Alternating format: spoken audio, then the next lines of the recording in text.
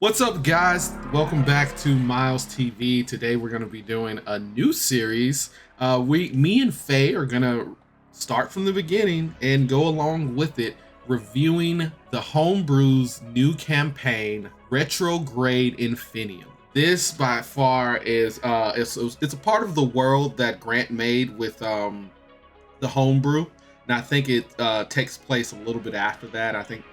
I'm not sure like if this is a reset or a continuation, but I think we find more out when there's more episodes. But a little bit about everything. I don't really like cyberpunk. I've played cyberpunk and I've had a bad experience with it. The first time I played cyberpunk, my character died in the third session, and it just was not good. I was hurt. And I took that personally when the DM at the time was just kind of like, that's just how it goes in Cyberpunk. You know, you got Cyberpunk Red and then you have Cyberpunk 22, and one is harder than the other, and I think we played the really hard one. And what I learned about Cyberpunk is you can't trust anybody. What about you? Have you ever played Cyberpunk? What's your experience? I have never played Cyberpunk, know nothing about it other than I've seen like some of the books at some gaming stores. That's about it.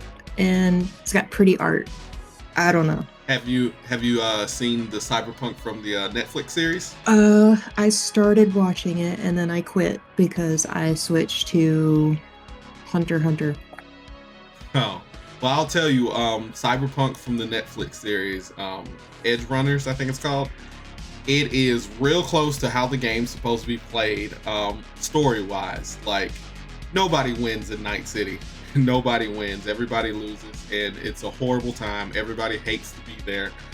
Can't trust anybody. It is the DM I had at that time set the scene. He did a good job telling the story. I don't know, I just couldn't get with it. After my character died, I was just like, I don't want to play this no more. You were just salty. That's all it was. I mean, yeah, I definitely was. But I'm pretty sure Grant's going to tell a good story like always. He does have these great elaborate stories. Oh, and you know he's going to put his own spin to it. Yeah, definitely. One thing is like, I wonder why they didn't play Mythcraft, you know? Why did they choose Cyberpunk? I think they actually had chose Cyberpunk first before they started completely working on Mythcraft. I'm not sure, but I think that was it. Or maybe they were trying to get Mythcraft, more rounded out. Okay. Or maybe he did it just to keep it within the space theme until they got space stuff put into Mythcraft. Who knows? Well, I mean, I think that would be a good way to show that Mythcraft can fit in any setting. Because I think there's a dog race in Mythcraft, right? Actually, a lot of the races that are mentioned in this episode are from Mythcraft, if I am correct. Oh, well, whatever. So it's like they kind of merged the two. They're using the cyberpunk rules, but some of the Mythcraft stuff, I think. Again, Retrograde Infinitum is part 2 of the campaign. It is campaign 2 from TheHomeBrew. What was the name of the campaign 1? Absurdism and a Millennium Abroad. I had to think about it. Oh, I always thought the name was TheHomeBrew. I was like, okay. And then it's when not they changed, really it's said like later on, like way later on. But for those of you who have not listened to TheHomeBrew campaign 1, we're gonna do a little bit of a summary of the first campaign. So without further ado, Grant, if you happen to watch this, if I mess anything up, I am so sorry. So in campaign 1, we have a merry band of lovable idiots. I'm sorry, I'm going to call you idiots because there are things that you guys do. And our first crew we have Carl Gauss, who is a boy genius and all-around hotshot radio host. And he happens to be friends, or is it business associates, with Heavy Arms Oliver? He was more of a business associate, but they made it seem like he was his handler. And that's why he would always be like, what do you think, Carl? And then he would listen to Carl. It makes sense. But later on, he's not really a handler, as the campaign goes. Then we meet Zalduin, which is a homebrewed race called a Deepling. Basically, it is a bug version of a tiefling, and if you ever go look at any of the fan art, his concept changes from person to person, and I'm here for it. Like, there's one time where he looks like a mantis. There's one time where he looks like actually more humanoid. I don't know. It's just me. I like art. I like seeing different renditions. There's a lot of like what does Zalduin look like? Because sometimes he has mantis wings, sometimes he's just, I don't know, he changes a lot. So I do know that Austin, who plays Zalduin, has done art for Zalduin. He looks more like a praying mantis from what I've seen. Yeah. Kind of cool. Anyways, he's from a ship that's been lost, or so to say lost. You know, it's been gone or disappeared for 7 years, and it's still not been found, called the Oasis. And then you have Nivitz. Nivitz is, I think they describe him as a rather young gnome, but he's an eccentric scientist. He has a clone addiction. Tell me I'm wrong. I wouldn't say an addiction, but you know, to each his own. Come on, it's an addiction. I think he likes just to create them just to kill them off. Think about in the first couple of episodes, he just boots one off of the little skiff that they're on, which Oliver sees. Anyways, in that first little session or arc, they basically are rescuing a kid and then they kill the Pope. I guess you should honestly make sure we put heavy spoiler alerts on this for anybody that's not listened, because there are a lot of spoilers, especially when you get into the actual episode. So then we have Crew 2, which I don't know about you, but I kind of think Crew 2 has more fans. I'm split. I like a lot of Zalduin is like one of my favorite characters. So, but see, I mean, actually I'm didn't split. expect that. I did not expect I love Zalduin Zalduin. viewing. I am definitely a goody two shoes. Whenever I play like a character, I'm always that knight. I'm always the guy who wants to do the right thing. I'm always that guy who's gonna rescue that family before they die.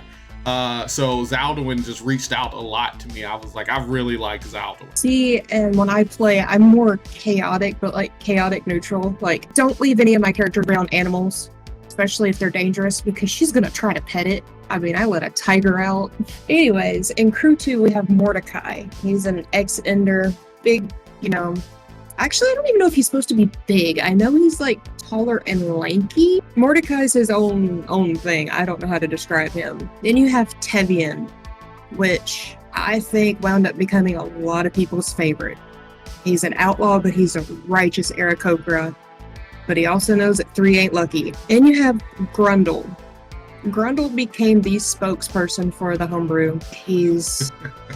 I don't really know what he's supposed to be. I know they describe him as a monstrosity. I don't know. He doesn't have a race, but he carries around this big ship gun, his patty cannon that he kills everything with. Then you have... formation. Yes, in that V formation. Then you have Mr. Goy, who scared the living daylights out of me when we first met him, because he's wanting to dissect everything.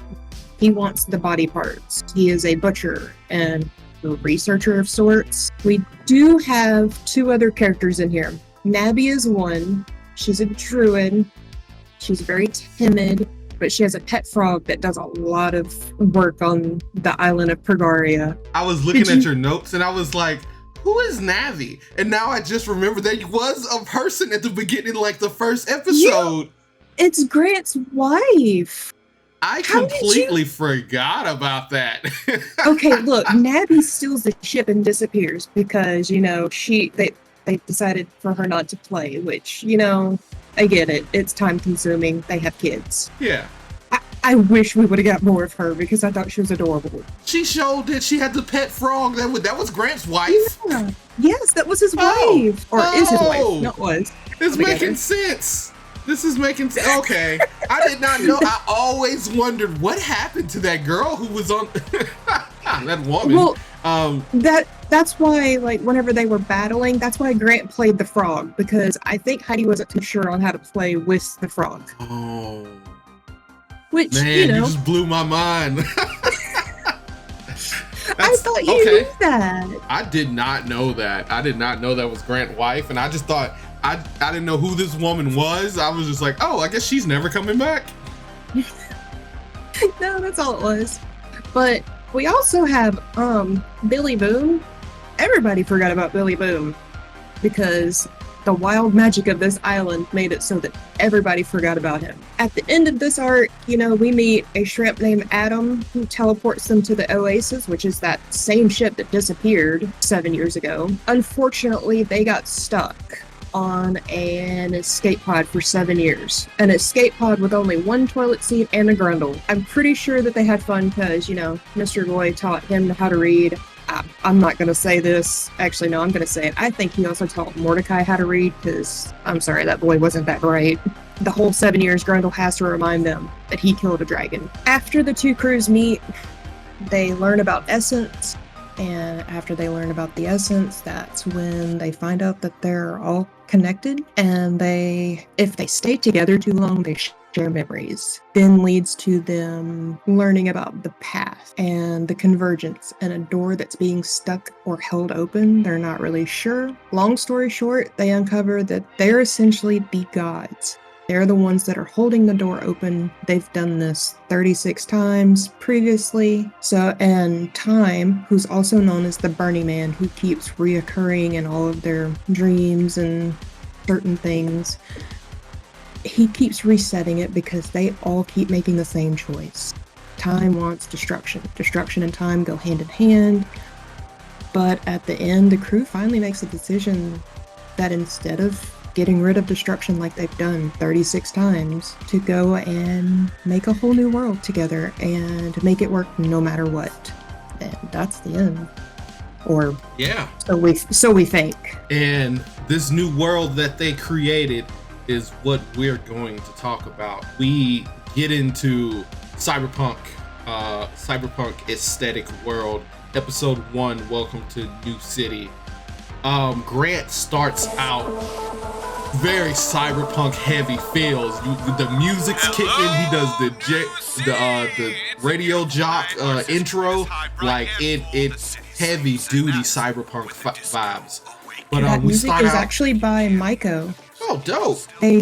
Grant shouts it out at the end, but yeah. Oh, Maiko's yeah. Really good at the music. That. Well, they did a really good job. You could tell that they knew what vibe they were going for. I was just like, I could just jam off this track. Right? Great music, great intro by Grant. Very heavy cyberpunk vibes. We start off in a tavern, and there's a shootout happening right now. Apparently, a group is there to pick up a mission from Grandma Kellen, or they already accepted a mission, and they were supposed to bring this case to Grandma Kellen. And Grandma Kellen was, I don't know if this is the original Kellen from Campaign 1, or is this a new Kellen from this new created world? I think it's the same one. There are hints later on in the episode. I'm pretty sure it's the same one. So later on, which this isn't going to mess up our review, but later on, Grant describes her having a fist tattoo that says Crit Machine. Oh, yeah, which is a tie into Oliver. That's why I think it's the same one. And then I think they, did you pick up where they was like, this is the Hawk's Landing? The Hawk was the name of the ship. Oh, yes. I loved it. The group is there to meet the Booster Gang, I guess, to get a case from them or something. But there's a lawman in the wrong place, the wrong time, and she gets shot, and she's bleeding out in the middle of this shootout. Grant set this scene so nicely, and then right there we have the introductions for the characters. First up is Cody, who's playing what I think is he's playing Roger Stucco. He joins in the shootout. I know that Roger is... Actually, I don't remember much about Roger except for the fact that he has long flowing hair. And for me, listening to him and remember, like, the description I got was he's kind of a Crocodile Dundee mixed with Steve Irwin with the voice. That's just what I'm getting. I'm not saying that's what he's supposed to look like, but that's how I feel. Everybody has their own interpretation. Next up, we have Tyrell. He's playing Callus. He also joins in on the shootout, but he has an assistant with him or a bodyguard with him named Bruce. Bruce didn't have a description, unfortunately. Grant, get on that. Callus is he's a Doberman guy. Very business attire, suit, tie, has a big gun that says money talks. And that's honestly all you need to know. Apparently they are on the moon. We found out a little bit of that information that's kind of dropped off on them. Up next is Emily. I actually never heard Emily. I know she's on World Weavers, and I've listened to a little bit of World Weavers. But she is playing CC. She seems to be the fixer of the group. I would say, yeah, she's supposed to be a fixer, which to me seems like it's supposed to be a tech hacker type. She's got short hair, it's got blue streaks in it, got, little crescent moon glasses. I don't know if they're sunglasses or glasses. She's got like this New York era about her, like modern day, but also cyberpunk modern day. I don't know if it's meant to be, but I think she's actually going to be playing the youngest character. She might not be though. Don't hold me to that, but it seemed like personality wise. And then next up we have John, aka Pippin. His character is introduced. He's outside in the, I guess, getaway car. I think he's playing a nomad. He's listening to a podcast about some science stuff, and his podcast is interrupted by this shootout. His character's name is Cat, and I'm pretty sure that's short for something. But Pippin unfortunately doesn't do a cool voice for this. Like, if you've heard all of Pippin's voices from all his shows, he does like a really good voice and all. And this one's just Pippin, which ain't nothing wrong with that. Don't get me wrong. It is just Pippin. I was expecting a cool robot voice. There is a robot voice, so I'm going to argue with you on that. He does have a robot voice. You're just not paying attention. You described him, because I seriously don't know how else to describe him other than he's a robot. Yeah, I mean, he is a robot. He has a television for a screen for a face. And he basically puts emojis or words on his screen, but I don't think that was much of a description for him besides him being a robot man. He did describe that he has clothes on. Honestly, I forgot, but it's a robot. That's why I forgot that he had clothes on. Some kind of like leather slacks or something like that. He is out. There is a little kid outside with Cat. I think all kids that Grant has ever done has been little shits. Like, I can't stand I've never known. When you were listening to this part, were you waiting on the, Nibbits moment of acid splash on the freaking kid? Acid splash. Because not only did I, like in the Discord, I said that, but not only did I think it, Grant thought it was going to happen, and so did Cody. So, that would have been a nice callback. This is not just a Nibbits move anymore. It is now a Pippin move. He's supposed to acid splash the kids. There's still time. There's still time. And then next up is my girl, Andy. She is from Power Word Fail, but she's come over to TheHomeBrew. She is playing Sapphire. She seems to be the doc or the med tech of the group. She joins in on the shootout. So Sapphire is what they call a Ketic. I hope I pronounced that right. I am not sure.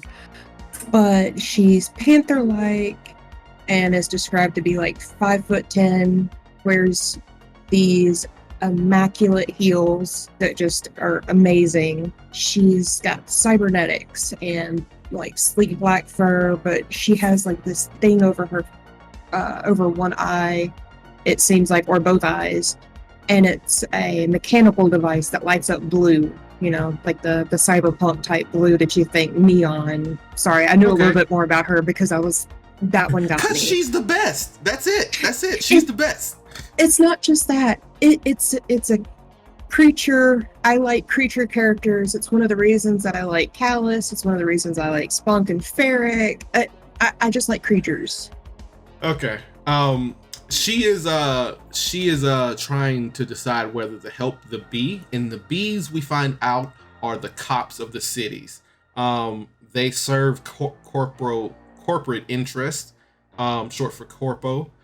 Bees have like a hive thing going on, so like usually they're very loyal to each other. They kind of show up when one's in danger, but they are the police of the of New City, and those are bees like buzzing bees. They are the group is after this case, and it's in the middle of the ground. This shootout with this other gang going on. I'm pretty sure somebody thinks they're trying to set somebody up.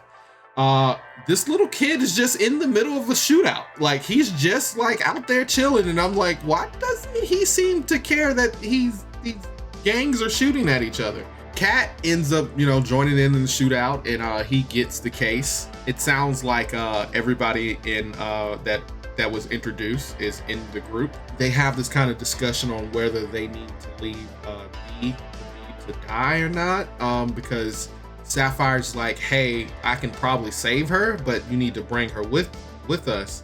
And everybody else is like, no, we're not doing that because, we'll get in more trouble. Cat can see this kid, but it's only him. If that doesn't scream malfunctioning, I don't know what does.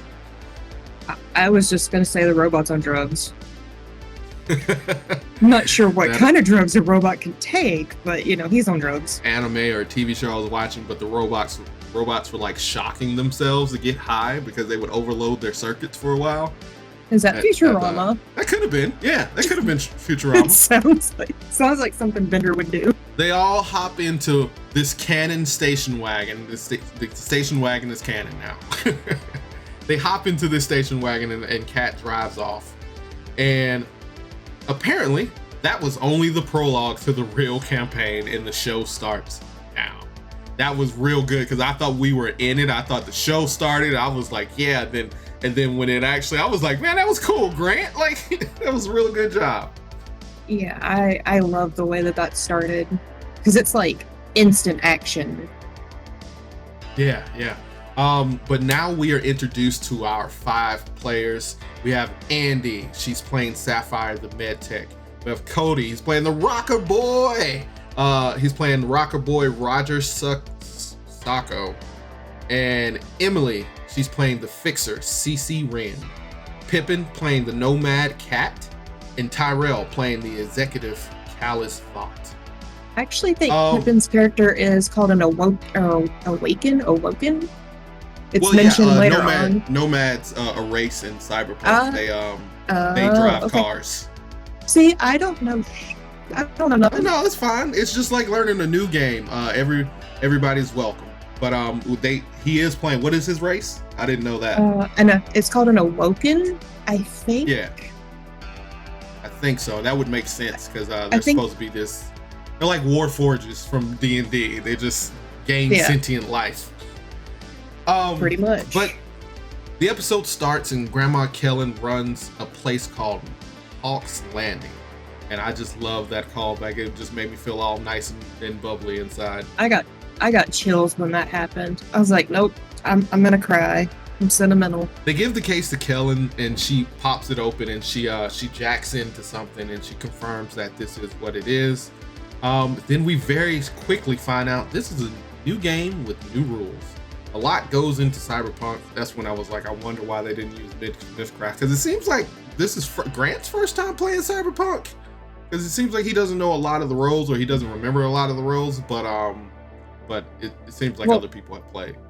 I was supposed to say, I know that they did a tester game, like a one-shot tester game, because it is mentioned, but it's also having to remember they have different types of roles. There's a gambling role. Cyberpunk. So Cyberpunk is notorious for having.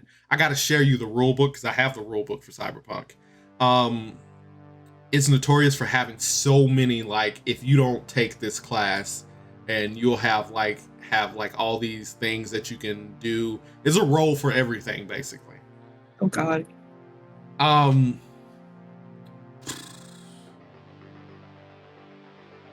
Kellen kind of, after she tells them a bit about what's going on, she gives them keys to the building.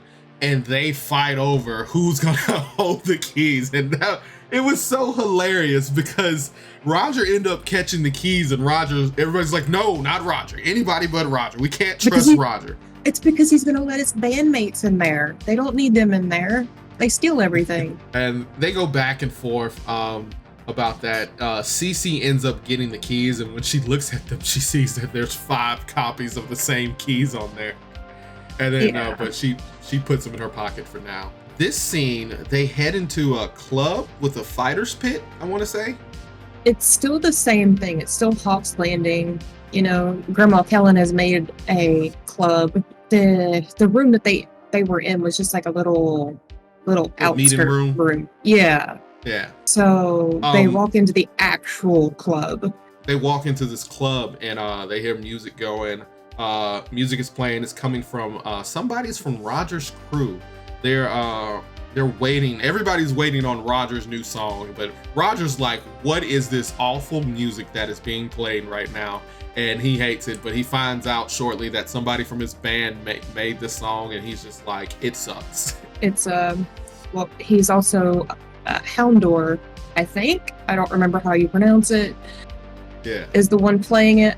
The only thing I remember about that character is that he's a golden retriever Houndor, and he did not like the fact that Roger made a bone joke. I love some of Grant's characters. You could tell that he put thought into a lot of his characters, but just how he talks and carries himself. He's just like, come on, Roger. I thought we weren't going to make any more of those jokes. So, speaking of his characters, I know this is episode 1, but I already have a theory, and Roger's bandmate Waffles, the platypus person, is Zoros from campaign 1. Because it's the same voice. I mean, okay, I'm with you there, but a DM can only do so many voices, and he wants everything to be different. No, I know, but that is, I'm throwing my 2 cents out there because that would be hilarious. It would be, and I'm behind you because when he first did that voice, I was like, Zoros? That's that little goblin dude, ain't it? But no, it's. I'm with you. I'm for it. I would love it, but I just know, like, when I have done a voice for a character and then I've used that voice again, they're like, wait a minute. And I'm just like, no, I just ran out of voices, guys. I can't even do voices. I have this voice and that is it. Unless you give me like an hour to prepare, I might be able to do Russian. That's about it. So when I roleplay, it's me. Oh man. I got about a good 5 to 7 voices, and then they cycle through, and then I might throw an accent in there if I can. I might be able to do a really, really, really country accent. Might be about it. We head over to Cat. He is from a robot race, apparently called the Awaken, that gains consciousness. He goes up to his handler, Tritus, and he gives him a job. He's already put the material that he needs to dispose of in the back of his trunk. I'm not saying this is iRobot, but when Tritus was like, do you see that over there? And I love how Cat, well, Pippin the player at this point was like, he looks over and he was giving Grant time to say if he saw it or not, and he was just like, well, I guess I don't see anything. And then he responds back as Cat. And then I was like, yeah, these robots are going to start a revolt at some point. They're all short-circuiting.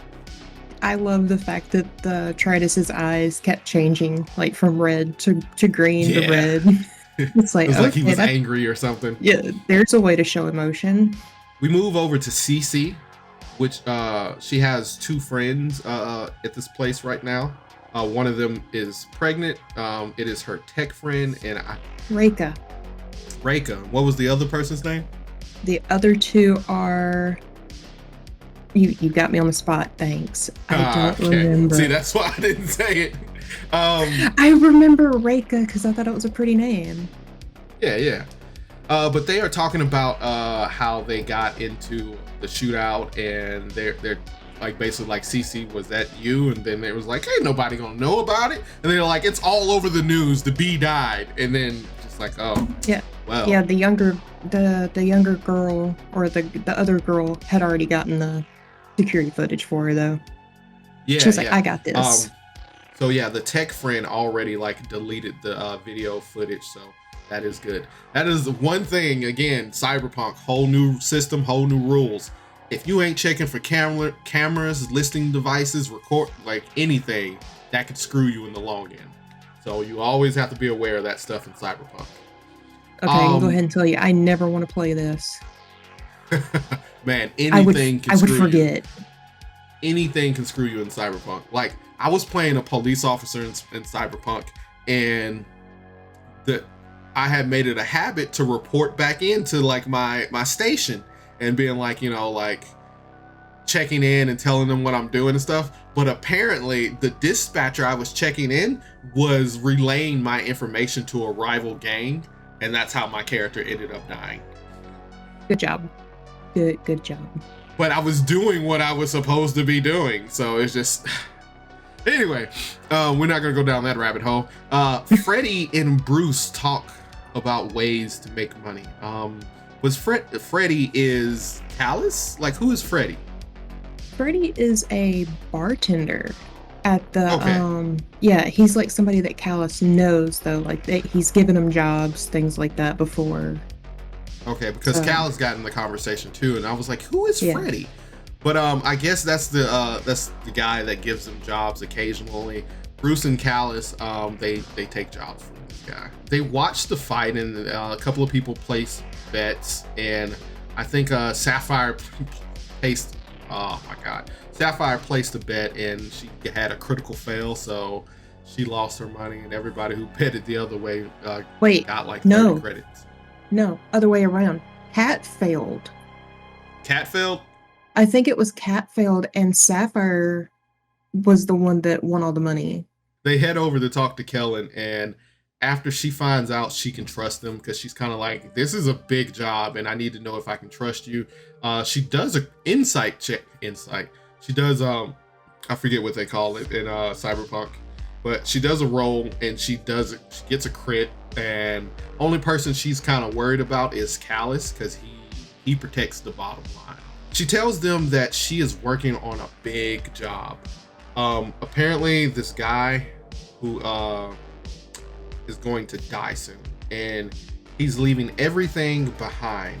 Kellen only wants his penthouse suit though. She wants to live up high out of everybody's range, and the crew can have everything else. We learned a little bit about this guy that he's an archivist. No, he is the archivist. Yes, we learned that he is the archivist. He is the oldest living person is it the world or in this area? It might be just that world. I don't really remember that part. Pretty sure this is gonna be somebody from the homebrew. I'm hoping that I can't think of anybody who was gonna live long. Maybe what's the guy's name? The smart guy that they was trying to get the help from, Max, I want to say. That's Maxwell. That's not the one Maxwell. I think it is. Thorum. Oh, it could be Thorum. As soon as you said that, I was sitting here going, wait, what is that guy's name? What is that dwarf's name? But no, he's not a dwarf. He's an elf. But the world has changed. What if... I don't want to say that. I don't want to say my prediction just yet. Didn't he have the ability to to recreate himself or something, or clone himself? Yes, he did a lot of the cloning because Thorum's body was not his original body. It was like his, 700 body. Could be Thorum. Could be Thorum. I'm with you on that one. That's not who I think it is. Do you remember in the very first couple of episodes we met the elf that Zaldwin grew the tree for? I can't think of his name. No. But you wind up meeting the actual person later that the robot is made after. I can't think of his name either. He's an elf. There's where my theory is. That's who the archivist is. Okay. It's a theory. It's a working theory. Yeah. I'm there with you. So we find out about the archivist. There are 4 hard drives that they have to collect to complete this drive. There are keys there's some type of keys that open something, or if they find these hard drives, I don't know if they find him before he dies or something. Like, what was the catch on that? I think if you find the 4 hard drives or keys, that's actually how you get the penthouse. Isn't that what they were saying? Yeah, because whoever does this job apparently gets all his stuff, and he's maybe rich, that's what it is. Yeah, so I'm gonna have to go back and listen to that one, because I was like, what do the 4 hard drives mean, and what do they unlock, type thing. But we do find out that he has brothers. He has 2 brothers. One is, they kind of know his whereabouts, and the other one just kind of disappeared off the face of the earth. And finding him. But there is whereabouts where he was last seen, like maybe like 200 years ago, or they actually had a picture of him. But it was it was like a 200-year-old picture. They were like, yeah, good luck figuring out if that's what he really looks like still. Of course, they have to keep this job hush hush, so obviously that means somebody's going to find out, and this job's going to be very widely known. Callus is called away at this point to meet with his new boss. And wasn't that like a little fishy where his new boss knew where he was? Yes. Well, it wasn't that. It was fishy because his new boss summoned him to a place that he frequented and enjoyed, and he was just like, I didn't tell anybody I like that place. What's going on? Or at least that's the read I got from it. Roger ends up playing for the night. He gets on stage and he starts playing. Cece and Sapphire talk about letting that bee die, like if it was the right choice, or if they should have helped her. Roger ends up fighting with his bandmates because everybody's waiting for this new song that Roger's got to write, and everybody thinks that he just don't got it no more, that he needs to step down and let somebody else lead. One thing's for sure is he's not butt wiggling enough. Where are the butt wiggles? We need more butt wiggles. But and then this rival band person comes up named Noka. I want to be Noka because the description sounded just like me, except my hair's blue now instead of green. She comes up and she kind of messes with Roger a little bit, and it seems like she was really sincere, but you can tell that she's just being a jerk. Well, Roger tried to start a mosh pit around her, and she straight up smacked the person in the face that actually started doing the mosh pit. Oh, is that what happened? Yes. I guess I missed that part because I just remember him complaining about, like, you guys aren't playing right. The mosh pit didn't open up and it's your fault. It's because Grant made Cody roll for it and he rolled horrible. So there's like a couple people that started trying to mosh. There was one that really did, and Noka like punched the guy in the face or something. I was like, no. And Sapphire goes off to do her job. I think she was going to help out in the infirmary wing or wherever there are hurt people. And she goes there and she that's what she does for the rest of the night. And that's where episode 1. How you feeling about this? It didn't end too much on a cliffhanger. At least there's not that big of a cliffhanger. Hey, well, this isn't Power Word Fail. We'll have to, Grant's pretty good about that. So, So my one thing that I want to go ahead and point out, and this has nothing to do with the player himself, actually a little bit of a player himself moment. I am so sketched out by TJ's character. I do not like him. I do not trust him. And you know why. Is it because TJ plays shady characters that are inherently assholes? I mean, yes, 100 freaking %. I instantly, when I met Callus, I went to the Discord and was like, why is TJ so good at playing an asshole? But TJ, I mean, I'm not saying TJ's an asshole. I mean, he could be. Oh, no. No, he's not. TJ's like the sweetest person. Yes. You've been in his streams whenever he streams games. He is amazing. So why is he so good at playing the asshole? Sir, do you have some pent up rage? Because I don't like it. Oh, man. But I'm with that. I can't trust Callus.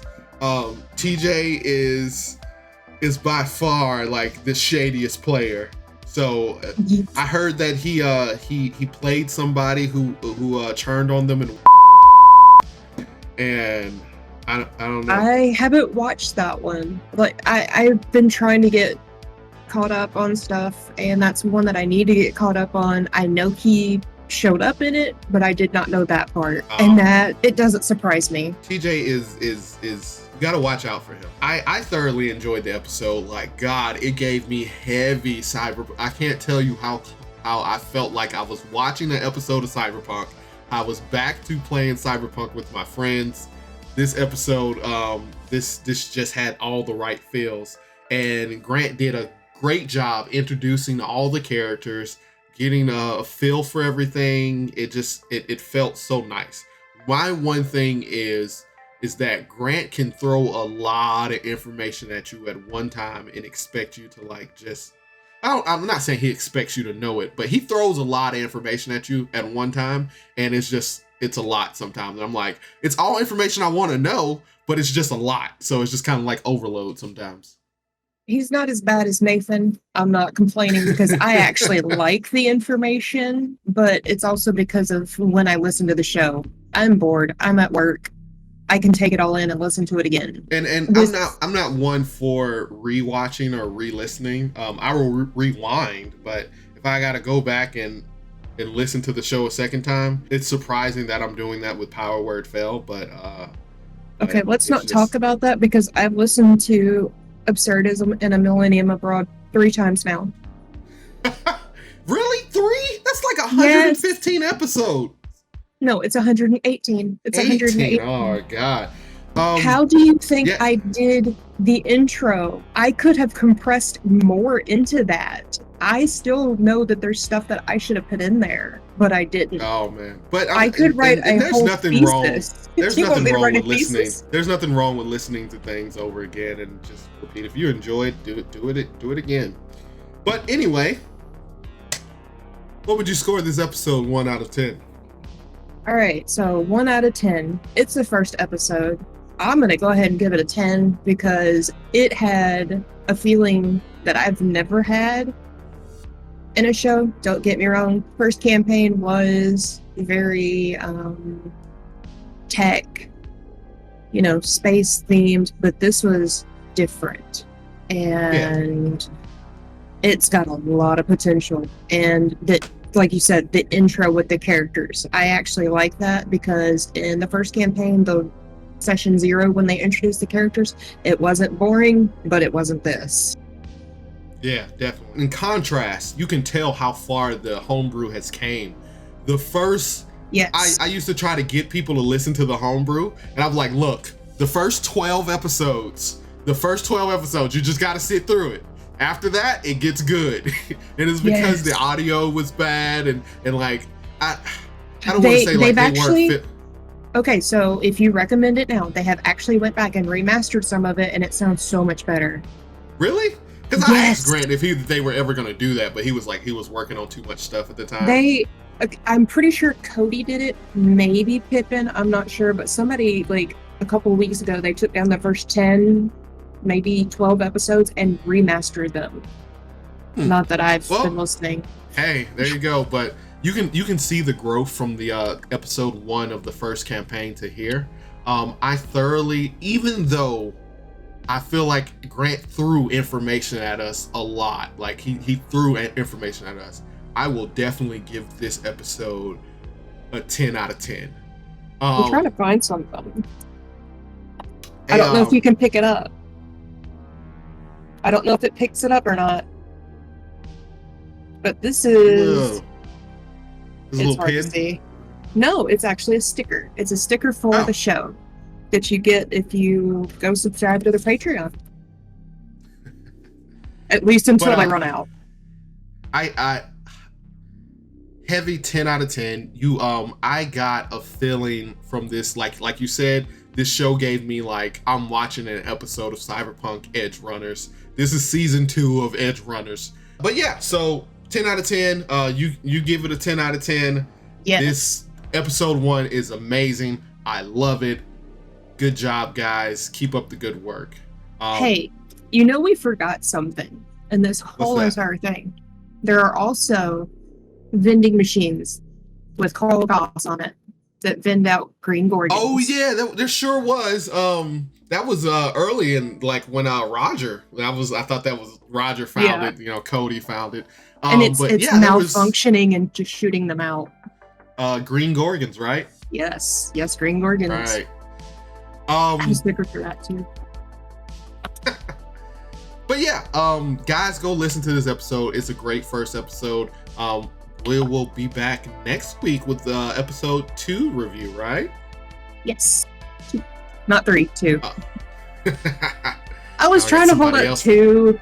No, I was trying to do this, and then I did this, and I'm like, just. But as always, thanks for tuning in to Miles TV. I've had my lovely co-host Faye here with me, and we will see you guys next week.